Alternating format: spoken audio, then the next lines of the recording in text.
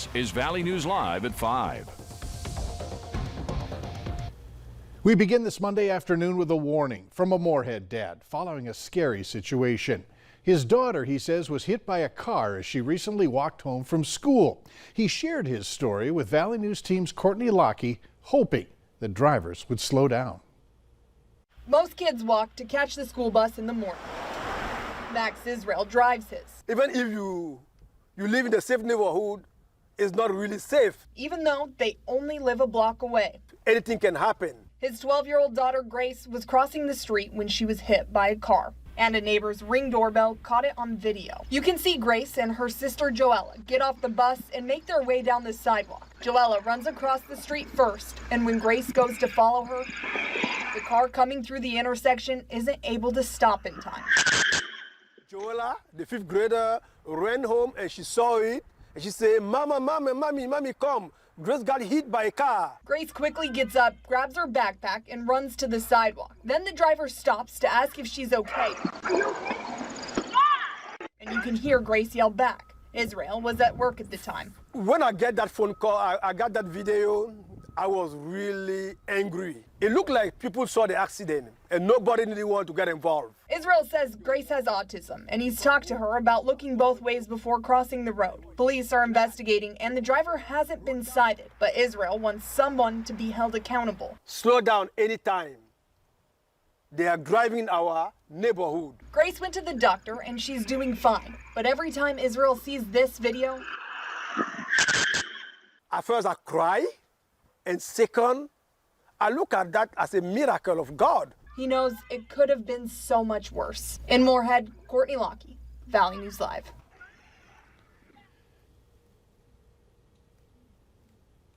Friends, family, and the community of Carrington, North Dakota gathered today for the funeral of the young man killed in a hit and run earlier this month.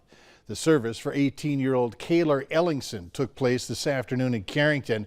He died after being hit by an SUV after a street dance in McHenry in the early morning hours of September 18th.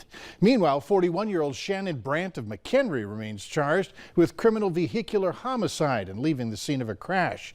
He told police he felt threatened by the victim during an argument about politics. However, investigators say there's little indication that Ellingson was a political extremist like Brandt is claiming. Look for more on Ellingson's funeral coming up on Valley News Live at 6. Cooler temps are one thing, but add in that breeze, it feels worse. Let's get the latest on what's going on with Chief Meteorologist Hutch Johnson. Hutch? Mike, thanks so much, and I hope everybody's had a wonderful Monday, starting out the work week with some quiet fall-like conditions across the valley. And speaking of falling, that's what our temperatures are going to be doing tonight. Frost is again likely where you see the counties highlighted in blue here. Most of our northern and eastern counties will have a good chance at some patchy frost, and some may even dip down into the upper 20s. You can see the colorful map here, which highlights the warm out to the west, Mobridge 80, 72 Bismarck. We dropped to near 70 here in the valley and only mid-50s in central Minnesota. A cold blob of air is kind of circulating around a low pressure system stuck there, kicking off a couple of clouds and sprinkles, but it's also ushering in some drier and cooler air. Now in Fargo, all evening long, we'll be in the 50s. We'll have some passing clouds, but mostly quiet this evening. Get out and enjoy. We could see a sprinkle not far from the Grand Forks area as we go through the late evening hours. We'll highlight that in your hour-by-hour forecast. But note, temperatures will be on their way into the 30s. So time to remember to, well, cover those plants or bring in the flowers that you want to enjoy for just a little bit longer. And it gets even colder in the extended forecast here in the Southern Valley. I'll have details on that here in your hour-by-hour forecast in a moment. All right. Thanks, Hutch. Yeah. A former West Fargo teacher has pleaded guilty to possession of child porn. Ron Thompson changed his plea to guilty this morning. Authorities say Thompson had a Google Drive labeled Little One, which had a picture of a nude girl said to be around 6 to 7 years old. Officials say that the way it was taken would classify as child pornography. Earlier this year, a jury found Thompson guilty of luring a minor for sex. He was sentenced to 18 months in prison for having inappropriate conversations with an undercover agent who he believed was a 14-year-old Florida girl. While Thompson admitted that he does like chatting online with younger girls, he said he did not cross the line with any of his students or young athletes when he was a teacher in West Fargo. One person's under arrest for DUI and several are hurt following a rollover in Grand Forks. Police say around 2 this morning they were called to the 3400 block of Demers Avenue for a vehicle that hit the median and then rolled. 2 people were thrown from the vehicle. Authorities say 7 people in all were in the car. 2 were taken to the hospital right away, 4 others later. The conditions are unknown at this time. The driver from Grand Forks was arrested for DUI. Still no word on the cause of a car fire in South Fargo apartment parking lot. It was discovered just after midnight in the 3100 block of 32nd Street South. Wednesday marks what is likely the last January 6th hearing. Today, talk centered around yesterday's revelations about a phone conversation between someone at the White House and a rioter on that deadly day. Reporter Alice Barr has the very latest from Washington, D.C.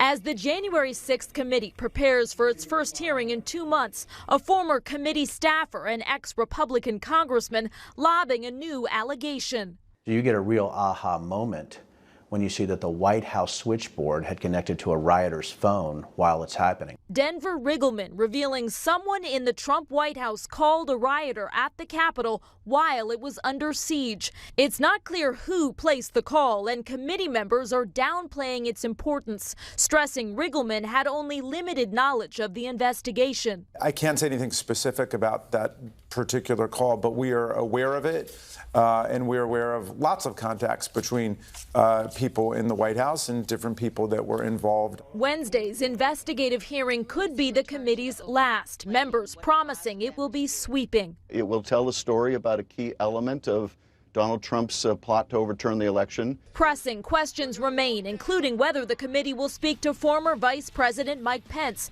and whether they'll make criminal referrals. It's not clear whether they'll finish their work before the fast-approaching midterm elections. Committee Vice Chair Liz Cheney, a Republican and fierce Trump critic who lost her primary, vowing she'll fight to keep former President Trump from a second term. I'm going to make sure Donald Trump, I'm going to do everything I can to make sure he's not the nominee. And if he is the nominee, I won't be a Republican. Cheney saying she would campaign for Democrats to stop GOP candidates who promote election lies. In Washington, Alice Barr, NBC News. That public hearing is set for this Wednesday afternoon. It's going to be the committee's 9th as they move toward writing up a final report on their findings. North Dakota lawmakers are looking to reduce property taxes by roughly 25% statewide. The proposal freezes property valuations for 2 years, helping to slow down any future increases that impact property taxes. Backers say it would also provide a boost for the state's business community. The bill also requires all taxing districts to express levy amounts in terms of dollars rather than mills when communicating with the public. Lawmakers will get back together in early July. More Minnesota school districts are getting money to upgrade a school bus safety feature. Almost $3 million in grants will be given out to 21 schools and transportation companies to install school bus stop arm cameras. Lake Park Audubon and New York Mills Public Schools are included in this round of grant awards. The grants will reimburse schools and transportation companies for purchasing and installing stop arm camera systems and supporting necessary software programs. An annual illegal passing survey in Minnesota found more than 1,000 stop arm violations in a single day. State legislators approved a $14.7 million in total funding for this project. There have been 3 deaths this year due to train collisions. The most recent was early Friday morning in downtown Fargo. 1 fatality was a vehicle train collision. 2 were trespasser incidents. In urban communities, there are active warning systems with lights and gates. However, in the rural areas, there are only railroad warning signs at many intersections, making it more difficult to stop for an oncoming train. However, in some communities, trains can operate at 55, 75, 79. It depends upon the location of those particular trains and where motorists are traveling, where trains are traveling. It can take more than a mile for a train traveling at 55 miles per hour to come to a stop. Get ahead of the cough and sneeze season with your annual flu vaccine. Sanford Health is offering the seasonal flu vaccine at all clinic locations. It's recommended that everyone 6 months or older, along with the immunocompromised, should get the flu vaccine. The COVID-19 booster is also available with the influenza vaccine. Well, flu is contagious. It's a viral infection that changes every year. Flu vaccines help to prevent influenza. The vaccine clinics will be held Saturdays until October 29th from 9 in the morning until noon. Later on Valley News Live at 5, details on a new tool in the fight against COVID-19 for kids. Temperatures this Monday morning were in the 30s. For many across the valley, we held on to 40 degrees. Here we have some frost in the forecast. Your sunrise this morning captured on time lapse. It was beautiful and colorful. We'll have our details on how low you will go coming up right after this.